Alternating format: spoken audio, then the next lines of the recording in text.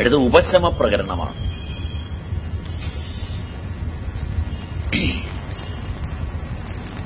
അവിടെ ജീവൻ മുക്തിയെപ്പറ്റി ഭംഗിയായി പഠിപ്പിക്കുന്നുണ്ട്. ജീവിച്ചിരിക്കെ തന്നെയുള്ള മോക്ഷം, മുക്തിയെപ്പറ്റി. അതില് ഈ നാനാത്വമായ അറിവാണ് തടസ്സം. പലതായി ഈ പ്രപഞ്ചത്തെ കാണുന്നതാണ്. നാം കാണുന്നതെല്ലാം നമ്മയാണ് കാണുന്നതെന്ന് എടുത്താൽ നാനാത്വം പോയി. അറിവും അറിഞ്ഞിടും അർത്ഥവും പുമാൻ തന്നെ അറിവും ഒരാദിമഹസ്സാകുന്ന അറിവുണ്ടായാൽ നാനാത്വം പോയി. നാനാത്വം പോയാലോ ആനന്ദവുമായി. അപ്പോൾ ഏകത്വമാണ് സനാതന സത്തയെന്നും ഏകത്വത്തിലാണ് ആനന്ദമുള്ളതെന്നും നാനാത്വമാണ് ആനന്ദത്തിന് തടസ്സമെന്നും സംസാര ദുഃഖം നാനാത്വം തീരുന്നതോടെ ഏകത്വം വരുന്നതോടെ ശമിക്കുന്നുവെന്നും ഈ പ്രകരണം നമ്മെ പഠിപ്പിക്കുക. ഈ പ്രകരണം അറിഞ്ഞാൽ അവിടെ പറയുന്ന ഉദാഹരണങ്ങൾ, ഇവിടെയും കുറെ ഉദാഹരണങ്ങളുണ്ട്. വന്ധ്യയുടെ ശരീരസൗഷ്ഠവം പോലെ അവൾ വിവരിക്കുന്ന സ്വപുത്രന്മാരുടെ വീരസാഹസിക കഥകൾ പോലെ. വന്ധ്യയ്ക്ക് പുത്രനുണ്ടാവില്ല, പക്ഷെ വന്ധ്യ തന്റെ പുത്രന്റെ കഥയൊക്കെ പറഞ്ഞു കേൾപ്പിക്കുകയാണ്. അതുപോലെ ഈ പ്രപഞ്ചം ഇല്ലാത്തതാണെന്ന് ബോധ്യപ്പെടുമെന്നാണ്. അതുപോലെ കൽപ്പിതങ്ങളായ കഥകളിലെ അനുഭവങ്ങൾ പോലെ ഇതില്ലാത്തതായിത്തീരുമെന്നാണ് ഈ പ്രകരണം നമ്മെ ബോധിപ്പിക്കുന്നത്. ഇങ്ങനെ ഈ 5 പ്രകരണങ്ങൾ കഴിയുമ്പോൾ ജീവൻ നിർവ്വാണത്തിന് അധികാരിയായിത്തീരും.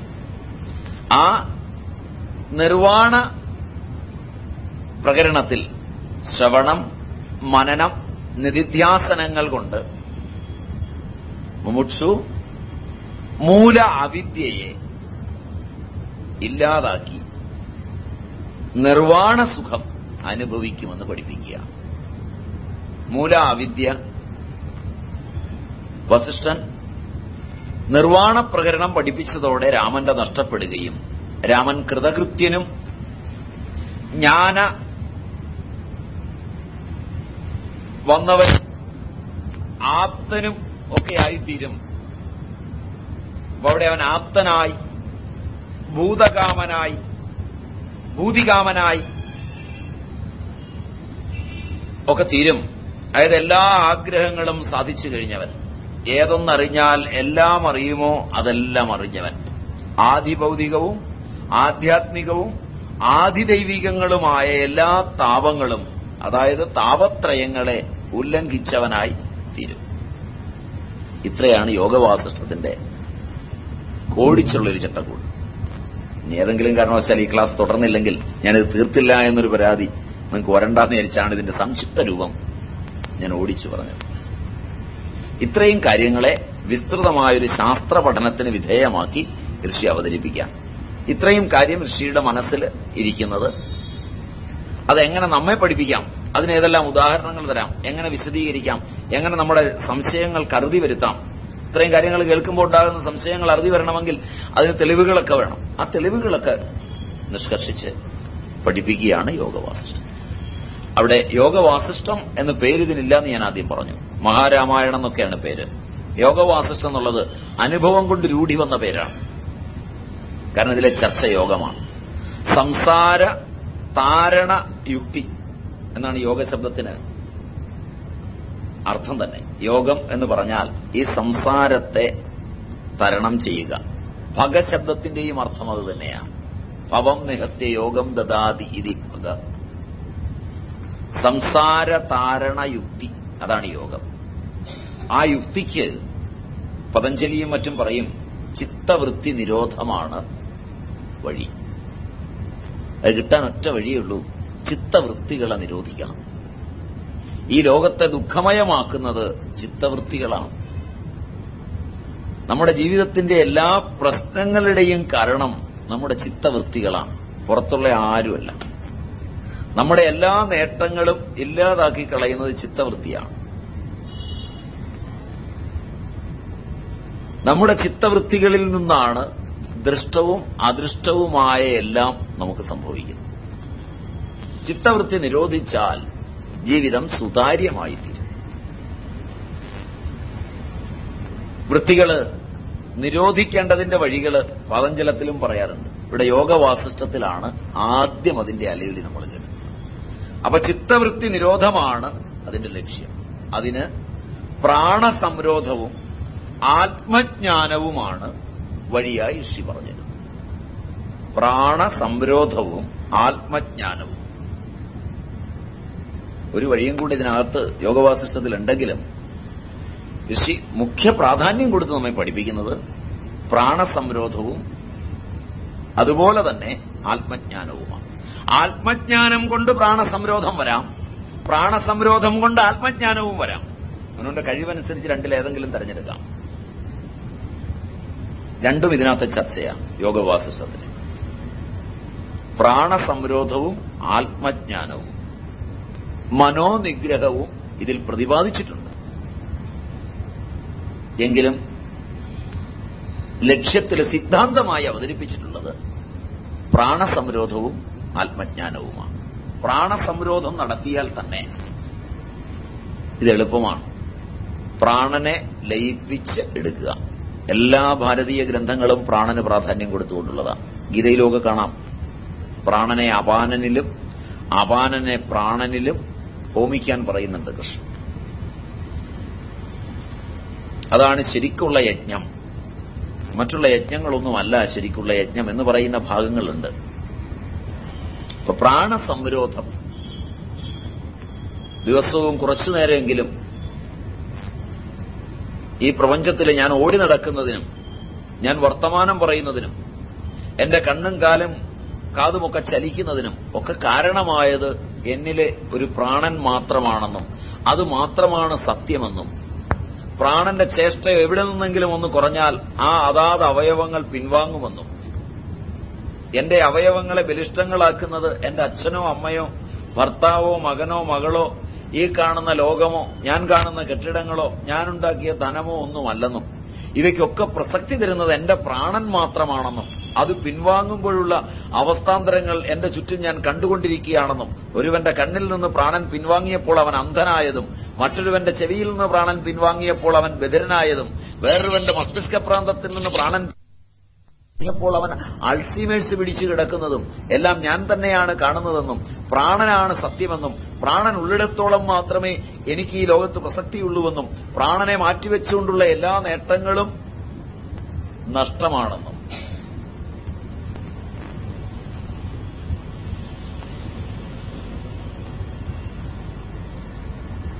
കാണുന്നത് പ്രാണസംരോധനത്തിനുള്ള മാർഗം. പ്രച്ഛർദന വിധാരണാഭ്യാം വാ പ്രാണസ്യ എന്ന് പതഞ്ജലി യോഗസൂത്രത്തിൽ നമ്മെ പഠിപ്പിക്കും. അത് പഠിക്കാൻ വേണ്ടിയാ ബാക്കി സാധനമെല്ലാം. അതിനുമുമ്പ് കുറെ സാധനങ്ങളുണ്ട്. യമം, അവിടെ ആനുപാതികമായൊരു സമാധിയുണ്ട്. നിയമം, കുറെ അരുതുകൾ, കുറെ ആവാം, രണ്ടും. യമോ നിയമോ, അതില് അരുതാത്തത് ചെയ്യുമ്പോൾ വ്യാധിയും അരുതാത്തത് ചെയ്യാതിരിക്കുമ്പോൾ സമാധിയും സംജാതമാകുന്നുണ്ട്. ആവാമെന്ന് നിശ്ചയിച്ചിട്ടുള്ള അനുഷ്ഠാനങ്ങൾ ചെയ്യുമ്പോൾ ആന്തരികമായൊരു സമാധിയും അത് ചെയ്യാതിരുന്നാൽ വ്യാധിയും സംജാതമാകുന്നുണ്ട്. അന്ധകരണം അത് ചെയ്യേണ്ടതാണ് എന്ന് സാമാജിക സത്തയിൽ നമ്മോട് പറയുന്ന ഒന്ന് ചെയ്യാതെ കടന്നുപോയാൽ ആ നിമിഷം മുതൽ നമ്മുടെ അന്ധകരണത്തിന്റെ ചലനം മാറുന്നുണ്ട്, വ്യാധി ഉണ്ടാകുന്നു.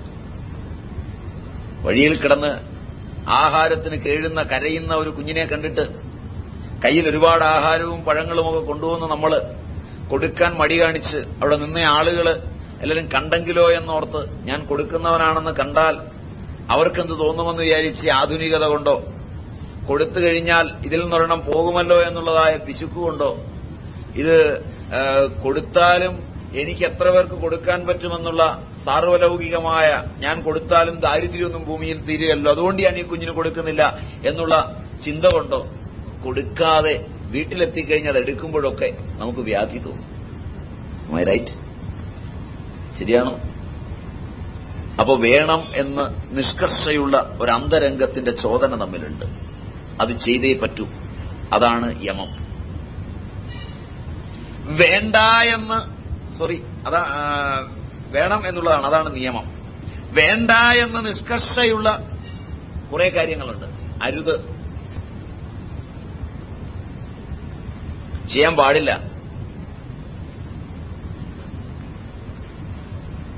ആളുകൾ കുടിക്കുന്ന വെള്ളത്തിൽ മൂത്രം ഒഴിക്കാൻ പാടില്ല. പൊതുവായ ഒഴുകുന്ന വെള്ളങ്ങളിൽ പോയി ശൗചാദികൾ നിർവഹിക്കരുത്. ഇതൊക്കെ അരുതെന്നുള്ളതാണ്. ചെയ്തു കഴിഞ്ഞെത്തുമ്പോൾ കരയ്ക്ക് കയറുമ്പോഴാണ് അപ്പുറത്തുനിന്ന് ഒരാൾ വെള്ളം കോരി കുടിക്കുന്നതായി കാണുന്നതെങ്കിൽ വീട്ടിലെത്തുമ്പോൾ മുഴുവൻ അസ്വസ്ഥത തുടങ്ങാം. അത് വ്യാധിയായി മാറും. പഴയ നിയമം അനുസരിച്ചാണെങ്കിൽ നമ്മുടെ കിഡ്നിയൊക്കെ ഔട്ടാവുന്നതാണ് ഏതെങ്കിലും ഒരു സ്റ്റേജിൽ. അല്ലാതെ രോഗം നമ്മുടെ തലത്തിലുണ്ടാകുന്നത് മറ്റൊന്നുകൊണ്ടും അല്ലെന്ന് വരെ അവർ പറയും. അപ്പോ വ്യാധിയിലേക്കും സമാധിയിലേക്കും നമ്മെ മാറി മാറി കൊണ്ടുപോകുന്നത് നമ്മുടെ ചെയ്തികളിൽ നിന്നാണ്. നാം വ്യാധിയിലേക്ക് പോണോ സമാധിയിലേക്ക് പോണോ എന്ന് തീരുമാനിച്ചാൽ മതി. നാം അവിടെ യമം നിയമം സ്വസ്ഥമായി മനസ്സിലിരിക്കാൻ പറ്റാത്തതുകൊണ്ടാണ് നമ്മളിങ്ങനെ പറന്നു നടക്കുന്നത്. സ്വസ്ഥമായി മനസ്സിലിരിക്കുന്നത് ആസനമാണ്. യോഗാസനങ്ങളൊന്നും നമ്മൾ ഇന്ന് പഠിക്കുന്നവയൊന്നും പതഞ്ജലിയിലില്ല. പതഞ്ജലിയുമായിട്ട് യാതൊരു ബന്ധവുമില്ല. കാരണം ശീർഷാസനത്തിലൊന്നും സ്ഥിരമായും സുഖമായും ആരും ഇരിക്കുകയില്ല. പഠിപ്പിക്കുന്ന ആചാര്യന്മാര് പോലും എന്നാ ഒരു കാര്യം ചെയ്യും, 3 മണിക്കൂർ ശീർഷാസനത്തിൽ അങ്ങ് ധ്യാനിക്കാൻ പറഞ്ഞാൽ നടക്കില്ല. സ്ഥിരവും സുഖവുമായിരിക്കാവുന്നതല്ല ആ ആസനങ്ങളൊന്നും. പത്മാസനവും വജ്രാസനവും ഒക്കെ പഠിച്ചാലും അതിൽ പറ്റില്ല. സ്ഥിരമായിരിക്കുന്നത് മനസ്സിലാണ്. എപ്പോൾ മനസ്സ് ശാന്തമായിരിക്കുന്നു അവിടെ മാത്രമേ സ്ഥിരതയുള്ളൂ. ആ ആസനം ഇത്രയും കഴിഞ്ഞിട്ട് ചിന്ത ബലിഷ്ഠമാകുന്നിടത്താണ് പ്രാണായാമം, പ്രച്ഛർദന വിധാരണം. ആ പ്രാണ സംരോധം യോഗവാസിഷ്ഠത്തിന്റെയും ചിന്തയാണ്. അഥവാ യോഗവാസിഷ്ഠത്തിൽ നിന്നാവാം പതഞ്ജലാദികൾ രൂപപ്പെടുത്തിയത് തന്നെ. എന്നതിന് ശേഷമാണെന്നാണ് വയ്പ്. വാൽമീകി തന്ന രാമായണവും യോഗവാസിഷ്ഠവും ചേരുമ്പോൾ മറ്റു കൃതികളുടെയൊക്കെ ആവിർഭാവത്തിന് ഹേതുവായി എന്ന് പഠിക്കാമെന്ന് തോന്നുന്നു.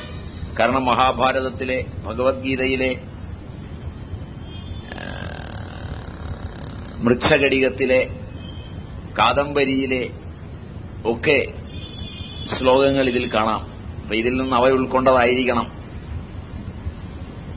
അതേപടി മാറ്റില്ല. ഗീതയിലെ മറ്റും അതേപടി ശ്ലോകങ്ങൾ കാണാം. 8 ശ്ലോകങ്ങളോളം ഭഗവത്ഗീത ഇതിൽ നിന്ന് അതേപടി എടുത്ത് പകർത്തി വെച്ചിട്ടുണ്ട്. അതിൽ ഏറ്റവും ശ്രദ്ധേയമായ ഗീതാ ശ്ലോകം യാ നിശാ സർവഭൂതാനാം തസ്യാം ജാഗ്രതി സംയമി യസ്യാം ജാഗ്രതി ഭൂതാനി സാ നിശാ പശ്യതോ മുനേ എന്ന ശ്ലോകം അതേപടി യോഗവാസിഷ്ഠത്തിലുണ്ട്. യോഗവാസിഷ്ഠത്തിന് പൂർവതയുണ്ടെങ്കിൽ ഇതിൽ നിന്നായിരിക്കാം ആ ശ്ലോകങ്ങളൊക്കെ കടമെടുത്തിട്ടുള്ളത്. യോഗവാസിഷ്ഠം എന്നുള്ള പേര് വരാൻ കാരണം യോഗമാണ് ഇതിന്റെ വിഷയം. യോഗമെന്ന് പറയുമ്പോൾ അത് പ്രാണസംരോധവും ആത്മജ്ഞാനവുമാണ്.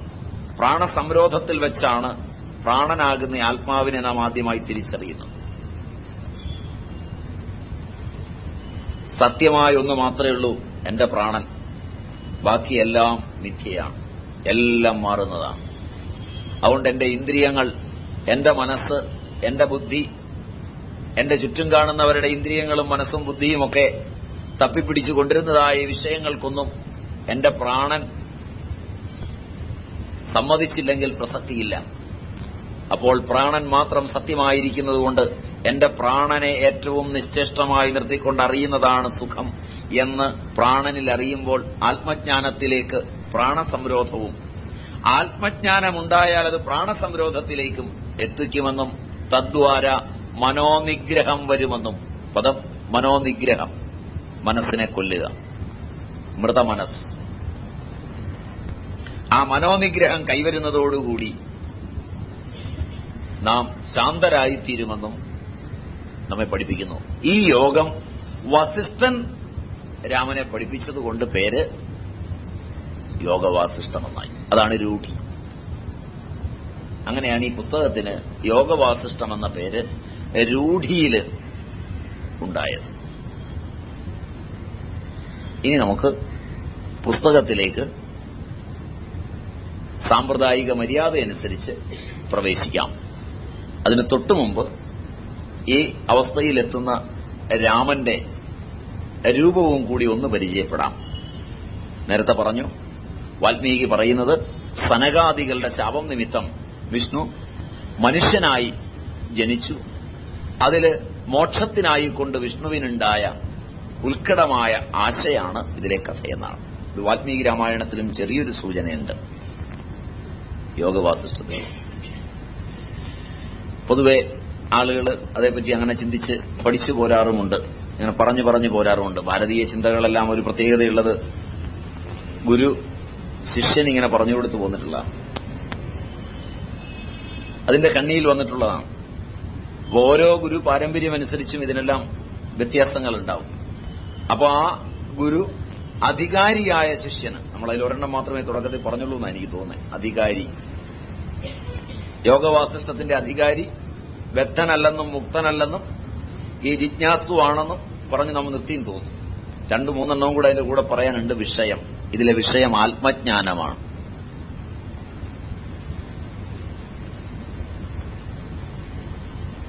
ഇതിലെ വിഷയം ആത്മജ്ഞാനമാണ്. ഇതിന്റെ രീതിവിധാനം, അതിനാണ് സംബന്ധം എന്ന് പറയുന്നത്. ഇതെങ്ങനെയാ പ്രതിപാദിച്ചിരിക്കുന്നത്? ഈ യോഗശാസ്ത്ര രീതിയിലാണ്. അതുകൊണ്ടാണ് യോഗം എന്ന് പേര് തന്നെ ഉണ്ടായത്. യോഗശാസ്ത്ര രീതിയ ആണ് ഇത് നിബന്ധിച്ചിട്ടുള്ളത്. ഈ ശാസ്ത്രം നിബന്ധിച്ചിരിക്കുന്നത് യോഗശാസ്ത്രത്തിന്റെ രീതിയിലാണ്, യോഗത്തെ വർണ്ണിച്ചുകൊണ്ടാണ്. അതുകൊണ്ട് ഇതിന്റെ രീതിവിധാനം, മെത്തഡോളജി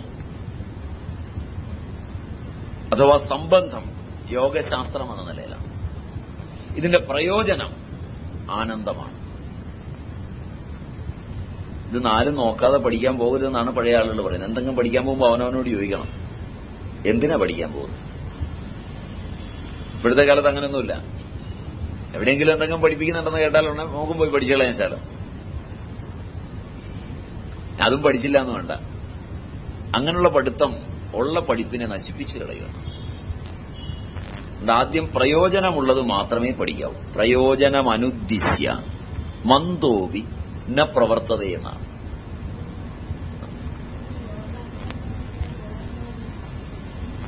അത് പറയുന്നതാണ്. പക്ഷെ അതിന് പതഞ്ജലിയുമായി ബന്ധമൊന്നുമില്ല എന്ന് മാത്രമേ ഞാൻ പറഞ്ഞുള്ളൂ.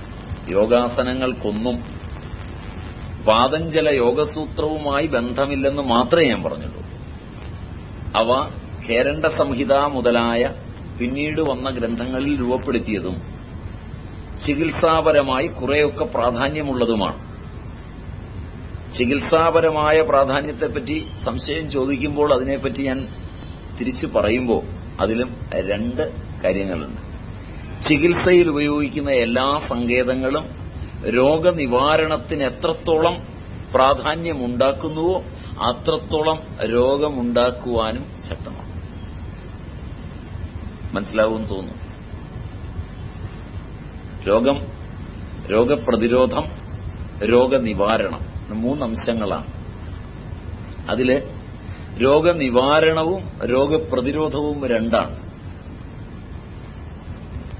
രോഗപ്രതിരോധത്തിലും രോഗനിവാരണത്തിലും ഊന്നി ഒന്ന് പഠിക്കാൻ പോകുമ്പോൾ അതിന് 2 കൽപ്പനകളുണ്ട്. ഒന്ന് ഭേഷജ കൽപ്പന, 2 ഔഷധ കൽപ്പന. ഇതൊക്കെ എന്റെ മറ്റൊരു സ്ഥലത്തെ വിഷയമായതുകൊണ്ട് ഞാൻ ഇവിടെ പറയുന്നത് ശരിയാവുമെന്ന് എനിക്ക് തോന്നുന്നില്ല. എങ്കിലും സംശയം ചോദിച്ചുകൊണ്ട് പറയുകയാണ്. ഒന്ന് ഭേഷജ കൽപ്പന, പിശക്. ഭേഷജം നൽകുന്നവൻ പിശക്കാണ്. വൈദ്യൻ നിങ്ങൾക്ക് തരുന്നത്, ഡോക്ടർ നിങ്ങൾക്ക് തരുന്നത് ഭേഷജ കൽപ്പനയാണ്. അത് ഔഷധമല്ല. ഔഷധം വൈദ്യന്റെതല്ല. ഔഷധം പ്രപഞ്ചത്തിൽ നിൽക്കുന്നതാണ്. ഭേഷജം എന്ന് പറഞ്ഞാൽ പിശക് തമന്റെ, പിശക് തരന്റെ, പിശക്കിന്റെ മനസ്സാണ്. 3 എണ്ണമാണ്. പിശക്, പിശക് തരൻ, പിശക് തമൻ. പിശക് തമൻ ഉണ്ടാവില്ലെന്നാണ്. അതുകൊണ്ട് തന്നെ മഹാവൈദ്യൻ എന്ന് ആരെയും വിളിക്കരുതെന്ന് പറയും.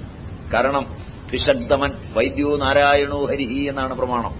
സാക്ഷാൽ ദക്ഷിണാമൂർത്തി, സാക്ഷാൽ ധന്വന്തരമൂർത്തിയാണെന്നാണ് പറയുക. അങ്ങനെയൊക്കെയാണ് വൈദിക സംസ്കൃതി. വേദം പറയുന്നത്, വേദമാണ് നമുക്ക് പ്രമാണം. അതുകൊണ്ട് വേദം പറയുന്നത് അങ്ങനെയാണ്. അയാൾ പിശക് തമനാണ്, സൂപ്പർലേറ്റീവ് ഡിഗ്രിയാണ്. ഭിഷക്തരൻ വരെയാകാം. ഭിഷക്തമനായി കഴിഞ്ഞാൽ ഇവിടെയൊക്കെ വിട്ടു. അപ്പൊ ഭിഷക്തമൻ അല്ല, സങ്കല്പം കൊണ്ട് തന്നെ രോഗം. അപ്പോ ഭിഷക്തരൻ, ഭിഷക്തമൻ. അപ്പോ ഭേഷജമാണ് അവിടെ കൽപ്പന. ഭേഷജം എന്ന് പറഞ്ഞാൽ പ്രായശ്ചിത്തം, മന്ത്രം, യജ്ഞം, ദാനം, തപസ് ഒക്കെ ഭിഷക്കിൽ നിന്ന് വരുന്നതാണ്. അത് പഠിപ്പിക്കുന്നവനെയാണ് ഭിഷക്കെന്ന് പറയുന്നത്. കാരണം ദൃഷ്ടവും അദൃഷ്ടവുമായ രണ്ട് ഭാവങ്ങൾ രോഗങ്ങൾക്ക്.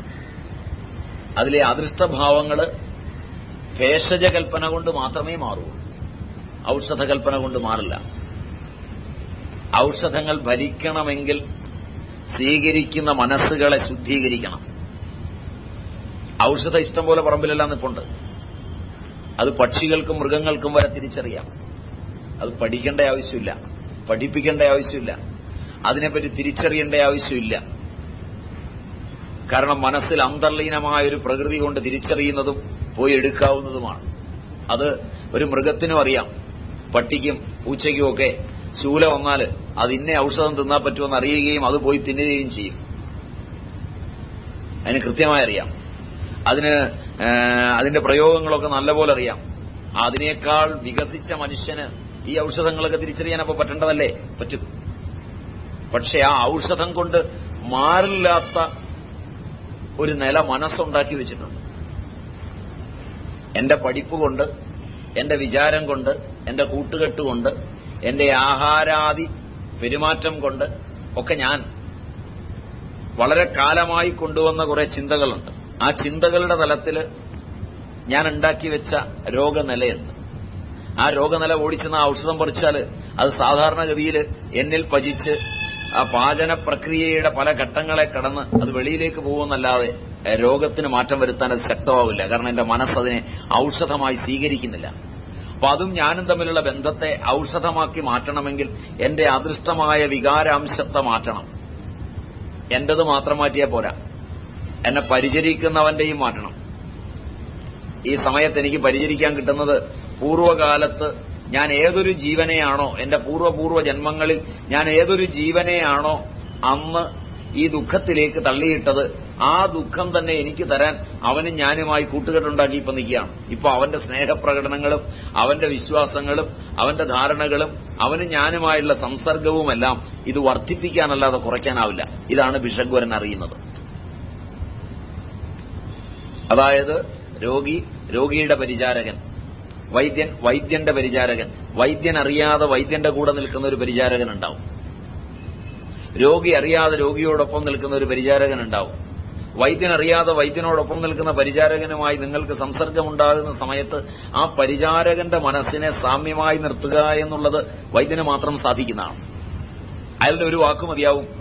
നിങ്ങളുടെ അദൃഷ്ടമായിരിക്കുന്നത് മാറി ദൃഷ്ടമായിരിക്കുന്ന ഔഷധം കൊണ്ട് രോഗം മാറാൻ പര്യാപ്തമായി, നിങ്ങൾ സാമാന്യം നന്നായി, ഇപ്പം രോഗം മാറിയിട്ടുണ്ട്, എല്ലാം നേരെയായിട്ടുണ്ടെന്ന് വിചാരിച്ച് ഹോസ്പിറ്റലിന്റെ വാതിക്കലേക്ക് എത്തുമ്പോൾ അവിടെ പരിചാരകരായിട്ട് വേഷം കെട്ടി നിൽക്കുന്നവന്റെ ഒരു വാക്കുകൊണ്ടായിരിക്കും ചിലപ്പോൾ നിങ്ങളുടെ രോഗം മൂർധന്യത്തിലെത്തുന്നത്. അവിടെ ഭേഷജ കൽപ്പനയ്ക്കാണ് നഷ്ടം വരുന്നത്. നിങ്ങൾ എന്നും ആവശ്യമില്ലാതെ അവിടെ ചെന്ന് വർത്തമാനമൊക്കെ പറഞ്ഞ് പതുക്കെ കൂടി ഇയാളെ പിടിക്കുകയാണെങ്കിൽ ഡോക്ടറുമായിട്ട് നേരിട്ട് ബന്ധാവുമല്ലോ എന്നൊക്കെ വിചാരിച്ചാണ് അയാൾക്ക് 5 രൂപയും കൊടുത്ത് അയാൾക്ക് മസാല ദോശയൊക്കെ വാങ്ങിച്ചു കൊടുത്ത് നിങ്ങൾ പതുക്കെ കൂടിയത്. പക്ഷെ അയാളുടെ ഒറ്റ വാക്കിലാണ്. അയാൾ വളരെ ചങ്ങാത്തത്തിൽ കൂടിയപ്പോൾ പറഞ്ഞു, ഇയാള് ഭയങ്കര കള്ളനായിരുന്നു. നിങ്ങൾ ഇവിടെയെങ്കിലും നിന്നാൽ നിങ്ങളുടെ രോഗം മാറുമൊന്നുമില്ല. നിങ്ങൾ എത്രയും വേഗം ഇവിടുന്ന് രക്ഷപ്പെട്ടു പോയാൽ രോഗം മാറും. ഇവിടുത്തെ മിക്കവാറും ഹോസ്പിറ്റലിലൊക്കെ ചെന്നാൽ കാണാം. അതൊക്കെ കൂടി നയപരമായി നിങ്ങൾ കൊടുക്കേണ്ടതൊക്കെ കൊടുത്തു കഴിയുമ്പോൾ നിങ്ങളോടൊന്ന് നന്നായി പറയണ്ടേ. അതുവരെ നിങ്ങൾക്ക് നല്ല കുറവുണ്ടായിരുന്ന അയാൾ പറഞ്ഞതും നിങ്ങളുടെ മനസ്സ് മാറി. ശരിയാണോന്നറിയില്ല. അങ്ങനെ സംഭവിക്കുമില്ല. ഇങ്ങനെയേ സംഭവിക്കൂ. ശരിയല്ലേ? നേരെ മറിച്ച് നിങ്ങൾ ആരും അറിയാതെ നേരിട്ട് അയാളുമായിട്ട് ബന്ധപ്പെട്ട് സാധനം മേടിച്ചുകൊണ്ട് പോയി രോഗം പോവും. മറിച്ച് നിങ്ങൾ കുറച്ചൊരു അടുപ്പം കിട്ടാൻ വേണ്ടിയാണ് ഇയാളുടെ അടുക്കൽ ചെല്ലുന്നത്. മനസ്സിലായില്ലേ? ഡോക്ടർക്ക് പരിചാരകനായിട്ട് അവിടെ ഒരുപാട് പേരുണ്ടാവും. ഡോക്ടറുടെ സിൽബന്ധികൾ എന്നല്ലേ ഇതിന് പറയണ്ടേ? നഴ്സുമാര്, അറ്റൻഡർ, പിന്നെ ക്യാന്റീൻ മാനേജർ, പിന്നെ അവരെല്ലാം ഈ അന്നം കൊണ്ടാണ് തിന്നുന്നതെങ്കിൽ ഈ അന്നത്തിന് കത്തിവെക്കലാണ് അവരുടെ ഒക്കെ പണി. പറഞ്ഞ മനസ്സിലായോന്നറിയില്ല. കാരണം ഡോക്ടർ എപ്പോഴെങ്കിലും ഇവൻ ചെയ്ത ഒരു പരിപാടി ശരിയായിട്ടില്ല എന്ന് തോന്നിയപ്പോൾ ചിലപ്പോൾ ചൂടായിട്ടുണ്ടാവും. ഇവൻ ചോറിനകത്ത് അടക്ക മുറിച്ചിട്ടപ്പോൾ അതിന് വഴക്ക് പറഞ്ഞിട്ടുണ്ടാവും. അപ്പോൾ അതായിരിക്കും ഇവനുള്ള ദേഷ്യം. അവൻ പതുക്കെ എന്ത് ചോദിച്ചാൽ ക്യാന്റീനിൽ പോയിട്ട് നിങ്ങൾ ചായ കുടിക്കുമ്പോൾ പറയും, ഇവിടെയാ വന്നിരിക്കുന്നത്, രക്ഷയുണ്ടാവില്ല, ഇവിടെ വന്നവനൊന്നും ഗുണം പിടിച്ചിട്ടില്ല, വേഗം വിട്ടോളാൻ പറയും. അതൊക്കെ ഭേഷജ കൽപ്പനയിൽ വരുന്നു. ഇതാണ് പ്രാചീന ശാസ്ത്രം. അപ്പോ ഭേഷജം, ഔഷധം രണ്ടും രണ്ട് കൽപ്പനയാണ്. അവിടെ പരിചാരകൻ, രോഗി, ഔഷധം, വൈദ്യൻ, ഈ 4 പാദങ്ങളും സമരസപ്പെടുത്തുന്നതിനൊരു തന്ത്രമൊക്കെ ഉണ്ട്. അതിലെ ഒരു പാദം ആയ മനസ്സിന്റെ ഉയർച്ചയ്ക്ക് ഈ അനുഷ്ഠാനങ്ങൾ ഉപയോഗിക്കാം എന്ന് ചില വൈദ്യവിശാരദന്മാർ കണ്ടെത്തിയതിന്റെ ഫലമായി വൈദ്യശാസ്ത്രത്തിന്റെ ഭാഗമായി വന്ന ഇരിക്കുക, നിൽക്കുക, കിടക്കുക, നടക്കുക മുതലായവയ്ക്കുണ്ടാക്കിയ വിധിയാണ് ഇന്ന് യോഗാസനം എന്ന് പറഞ്ഞ് പതഞ്ജലിയോട് ചേർത്ത് ആളുകൾ പ്രചരിപ്പിക്കുന്നത്. അതിന് പതഞ്ജലിയുമായിട്ടല്ല ബന്ധം, വൈദ്യശാസ്ത്രത്തോട് ബന്ധമുണ്ട്. ചോദ്യത്തിൽ വൈദ്യശാസ്ത്രത്തോട് അതിന് ബന്ധമുണ്ട്. പക്ഷെ വൈദ്യശാസ്ത്രത്തോട് ബന്ധമുണ്ടെന്ന് പറഞ്ഞു കഴിഞ്ഞാൽ അത് ആധ്യാത്മികമായില്ല. അതിൽ നിന്ന് അടർത്തിയെടുത്ത് വൈദ്യശാസ്ത്രത്തോട് ബന്ധമുള്ള ശരീരം ടോക്സിക് ആകാതിരിക്കുന്നതിന് വേണ്ടി ടോക്സിക്കോളജിയോട് ബന്ധപ്പെട്ട് പഠിപ്പിച്ചെടുത്തിട്ടുള്ള പഥ്യം, അപഥ്യം എന്ന ശാഖയെ മാത്രം അടർത്തിയെടുത്തൊരു ശാസ്ത്രശാഖയായതാണെന്ന് പ്രകൃതി ചികിത്സ എന്ന് പറഞ്ഞു കിടക്കുന്നത്. അങ്ങനൊരു ചികിത്സയില്ല. കാരണം പ്രകൃതിയിലുള്ളതല്ലാത്ത ഒരു സാധനവും ഈ പ്രപഞ്ചത്തിലില്ല. ഈ പ്രകൃതി ചികിത്സകരും പ്രകൃതി പ്രചാരകന്മാരും പറയുന്നത് കേട്ടാൽ തോന്നും പ്രകൃതി അല്ലാതെ ഏതാണ്ടൊക്കെ സാധനം ഇവിടെ ഉണ്ട്. മനസ്സിലായോന്നറിയില്ല. വിവരദോഷികൾ അങ്ങനെയൊക്കെ ധരിക്കുകയും ചെയ്യും. ആ റൊട്ടിയും കപ്പടയും മക്കാനും ഒക്കെ ഈ പ്രകൃതിയിൽ നിന്ന് രൂപപ്പെട്ടു വന്നതാണ്. മനസ്സിലായോന്നറിയില്ല. പ്രകൃതി ഏരാതൊന്നുമില്ല. പ്രകൃതിയിൽ കാണുന്നത് തെങ്ങയെന്ന് പ്രകൃതിയിൽ കാണുന്ന തേങ്ങായിട്ട് ആ തേങ്ങ പ്രകൃതിയിലെ മനുഷ്യൻ തന്നെ ചിരകി, പ്രകൃതിയിലെ മനുഷ്യൻ തന്നെ ശർക്കര ചേർത്ത്, പ്രകൃതിയിലുള്ള മനുഷ്യൻ തന്നെ അവന്റെ അവബോധത്തിൽ വരട്ടി ഉരുട്ടിയെടുത്താൽ തേങ്ങാ ലഡുവായി. അതിൻ്റെ അകത്തുനിന്ന് പ്രകൃതി അല്ലാത്ത അംശമുള്ള പ്രകൃതി തന്നെ ഈ കാണുന്നതൊക്കെ അത് വികൃതിയായി ചിലപ്പോൾ മാറും. അത്ര മാത്രമേ ഉള്ളൂ. മനസ്സിലായി? അപ്പൊ പ്രകൃതിയും ഈ ശാസ്ത്രത്തിന്റെ ഒരു ഭാഗമാണ്. അതിലെ പഥ്യ ആഹാരം എന്ന് പറഞ്ഞാൽ എപ്പോഴൊക്കെ ഏതെല്ലാം പഥ്യം നോക്കണം, കാലത്ത് എന്ത് കഴിക്കണം, വൈകുന്നേരം എന്ത് കഴിക്കണം, കുളിച്ചിട്ട് വന്നാൽ എന്ത് കഴിക്കണം, ഇങ്ങനെയൊക്കെയുള്ളതായ നിയമങ്ങൾ ഉണ്ടാക്കിയപ്പോൾ ആ നിയമങ്ങളൊന്നും. അപ്പൊ ഇതൊക്കെ ഓരോന്നോരോന്നായിട്ട് സെപ്പറേറ്റ് ചെയ്ത് പഠിപ്പിക്കുന്നതും പഠിക്കുന്നതും ഒക്കെ സുഖമാകുമ്പോൾ അതിന്റെ സമഗ്രമായ വിജ്ഞാനം ജനതയ്ക്ക് നഷ്ടപ്പെടുകയും അല്പമായ ഈ വിജ്ഞാനത്തിൽ നിന്ന് ഗുണങ്ങൾ എന്ന പോലെ തന്നെ ഗുണങ്ങളുണ്ട് എന്ന പോലെ തന്നെ ദോഷങ്ങളും. അപ്പൊ യോഗാസനം നല്ലതാണ്. അതിന്റെ തലത്തിൽ ഏത് രോഗമുള്ളയാളാണ് എന്നൊക്കെ പരിശോധിച്ചിട്ട് വേണം കാലുമടക്കാനും കൈമടക്കാനും ഒക്കെ. ഇല്ലെങ്കിൽ ചിലപ്പോൾ അപകടം ഉണ്ടാവും. ഇപ്പം പശ്ചിമോത്തനാസനവും അതുപോലെ തന്നെ മയൂരാസനവും ഒക്കെ എല്ലാവരും എപ്പോഴും ചെയ്യാവുന്നൊന്നുമല്ല. സർവാംഗാസനവും TSH ഒക്കെ ലെവൽ വളരെ വർദ്ധിച്ചിരിക്കുകയാണ്. അതായത് തൈറോയിഡ് സ്റ്റിമുലേറ്റിംഗ് ഹോർമോണൊക്കെ വർദ്ധിച്ചിരിക്കുകയാണ്. അത് ചിലർക്ക് തൈറോയിഡ് സ്റ്റിമുലേറ്റിംഗ് ഹോർമോൺ കുറവാണ്. അപ്പോൾ അതിന് ഇന്ന ആസനങ്ങൾ ചെയ്യരുത് എന്നുണ്ടാവും. ചിലരുടെ കണ്ണുകൾക്ക് കുഴപ്പമുള്ളതുണ്ട്, കണ്ണിലേക്ക് ബ്ലഡ് വരുന്ന പ്രത്യേകതയുണ്ട്. അപ്പോൾ അയാൾ ശീർഷാസനത്തിൽ തന്നെ നിൽക്കുകയാണെങ്കിൽ ബ്ലഡിന്റെ ഫ്ലോ താഴേക്കാവും. അപ്പോൾ വളരെ കൂടുതൽ വേഗത്തിലാവും. അപ്പൊ അത് അപകടം പിടിച്ചതാണ്. അപ്പൊ അതൊക്കെ ശരീരശാസ്ത്രത്തെപ്പറ്റിയും നാഡീവ്യവസ്ഥയെപ്പറ്റിയും ഒക്കെ അല്പമാത്രമായെങ്കിലും അറിഞ്ഞിട്ട് ഉള്ള ആളിൽ നിന്ന് പഠിക്കുന്നതാണ് അപകടമില്ലാതിരിക്കാൻ നല്ലത്. അല്ലെങ്കിൽ ചിലപ്പോ, കാരണം ഞങ്ങൾ പരിചയപ്പെട്ടിട്ടുള്ള പേരെടുത്ത ഈ കാലഘട്ടത്തിലെ എല്ലാ യോഗികളും അവരുടെ അന്ത്യകാലം അവർ പറഞ്ഞ പോലല്ല കണ്ടിട്ടുള്ളത്. പേരെടുത്ത് പറഞ്ഞാൽ നിന്ദയാവില്ലെങ്കിൽ വെങ്കുളം പരമേശ്വരനും ഞങ്ങൾക്ക് ഏറ്റവും സമാദരണീയനായിരുന്ന, ഒരുപക്ഷെ വിശ്വം കണ്ട ഏറ്റവും വലിയ മഹാത്മാവെന്ന് പോലും വിശേഷിപ്പിക്കാൻ ഞങ്ങളൊക്കെ തയ്യാറാകുമായിരുന്ന പറക്കും സ്വാമികളും വരെ ശരീരം ആരോഗ്യത്തോടുകൂടി അവസാനം വരെ ഇരിക്കുമെന്ന് ലോകത്തോട് വളരെ അത്ഭുതകരമായി അവർ പഠിപ്പിച്ച യോഗശാസ്ത്രം അവരുടെ ശാരീരിക നിലയെ കേരളത്തിലുടനീളം 1960കളിൽ 1950കളിൽ 60കളിൽ 70കളിൽ കേരളത്തിലുടനീളം ഓടി നടന്ന ഇന്റർനാഷണൽ ജിംഖാനയുടെ പ്രചാരകനായി യോഗം പഠിപ്പിച്ചൊരു മഹാപ്രതിഭയുണ്ട്, സ്വാമി ബോധാനന്ദ. പേര് കേരളീയർ മറന്നിട്ടുണ്ടാവുമെന്ന് തോന്നുന്നില്ല. എന്റെ ഓർമ്മ ശരിയാണെങ്കിൽ അദ്ദേഹത്തിന്റെ എല്ലാ ആന്തരാവയവങ്ങളും ഫെയിലായിരുന്നു. ലാസ്റ്റ് രോഗത്തിന്റെ വളരെ മോശമായ നിലയിലേക്ക് അദ്ദേഹം വീഴുകയും, കാരണം ഒന്നാമത് പഠിപ്പിക്കുമ്പോൾ വർത്തമാനം പറയേണ്ടി വരും. നാഡികളെയും മറ്റുള്ളതിനെയും ഒക്കെ നിയന്ത്രിച്ച് നിർത്തിക്കൊണ്ട് രോധിച്ചുകൊണ്ട് ആളുകളോട് സംസാരിക്കുക എന്ന ഒരു വേഗത്തെ പ്രവർത്തിക്കേണ്ടി വരും. ശബ്ദം രോഗനിർണയത്തിൽ വളരെ പ്രാധാന്യം അർഹിക്കുന്നതാണ്. അഷ്ടസ്ഥാന പരീക്ഷകളിൽ ഏറ്റവും പ്രധാനം ശബ്ദത്തിന് കൊടുക്കുന്നുണ്ട്. അപ്പൊ അത് വാതജങ്ങളും പിത്തജങ്ങളും കഫജങ്ങളും ഒക്കെയായിട്ടുള്ള വികാരങ്ങൾക്ക് കാരണമായി തീരാം. അതൊക്കെ വെച്ച് ചികിത്സയുടെ ഒരു ഭാഗമാണിത്. ദോഷമുണ്ടാകാം, ഗുണമുണ്ടാകും. ഗുണമുണ്ടാകുന്നതിനൊക്കെ